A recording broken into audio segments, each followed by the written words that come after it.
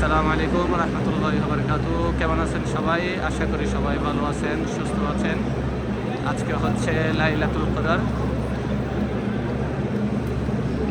আপনারা দেখতে পাচ্ছেন হাজার হাজার উমরা যাত্রী হেঁটে হেঁটে হেরামের দিকে যাচ্ছে। হেরামের চতুর্পাশে প্রায় হেরাম থেকে নিয়ে 5 থেকে 6 কিলোমিটার আগে সব রাস্তা এখন ব্লক। আজকে হেরামে এত পরিমাণ মানুষ, লক্ষ লক্ষ হাজিদের সমাগম। সারা সৌদি থেকে, সৌদিরাও এসেছে, সারা বিশ্ব থেকে আসা উমরা যাত্রীর ভিড় অনেক বেশি হওয়ার কারণে প্রায় হেরাম থেকে 5 থেকে 6 কিলোমিটার আগে হেরামের চতুর্পাশে সব রাস্তা ব্লক। সেই সুবাদে আমরাও হেরামে হেঁটে হেঁটে যেতে হচ্ছে। সবাই গাড়ি থেকে নেমেই প্রায় 3 থেকে 4 কিলোমিটার হেঁটে হেরামের দিকে যাচ্ছে।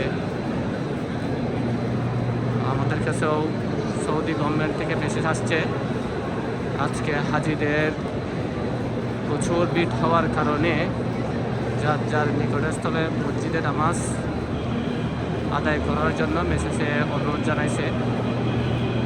আমরা যেহেতু হেরামের পাশেই থাকি, বাসার থেকে গাড়ি থেকে নেমে হেঁটে হেঁটে হেরামের দিকে যেতে হচ্ছে। অনেক দূরে আমাদেরকে গাড়ি থেকে নামাই দিচ্ছে, সব রাস্তা ব্লক।